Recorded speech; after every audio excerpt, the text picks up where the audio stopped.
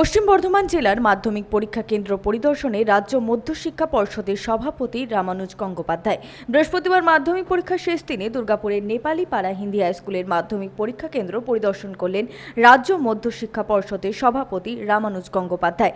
এদিন তিনি জানান, জেলার প্রত্যেকটি পরীক্ষা কেন্দ্রগুলির ব্যবস্থাপনা খুব ভালো। পরীক্ষা কেন্দ্রগুলি পরিদর্শন করার পর নানান বিষয়ে জানতে পারা যায়, তা থেকে তারা পরবর্তীকালে বিভিন্ন পদক্ষেপ নিতে পারেন। সারা রাজ্যে ঘুরে বেড়াচ্ছি। এটা আজকে লাস্ট ডে। আজকে আমি পশ্চিম বর্ধমানে এসেছি। যে জেলাগুলো পরীক্ষার সময় আসা হয়নি সেগুলোই এবারে আসছে।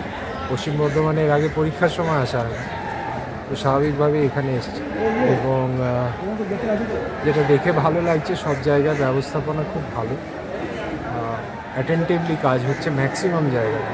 এবং এত বড় একটা ব্যবস্থা যেখানে প্রায় 10 লাখ স্টুডেন্ট পরীক্ষা দেয়, সেটার পরিচালনা অনেকগুলো আনসিন ভেরিয়েবল থাকে, যেগুলোকে আমরা আগে থেকে প্রস্তুত করেছি নিজেদেরকে। সনাতন গড়াই, 99 নিউজ বাংলা, দুর্গাপুর।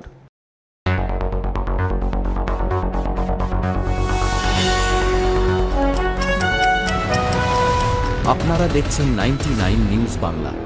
বদলাবো আমরা।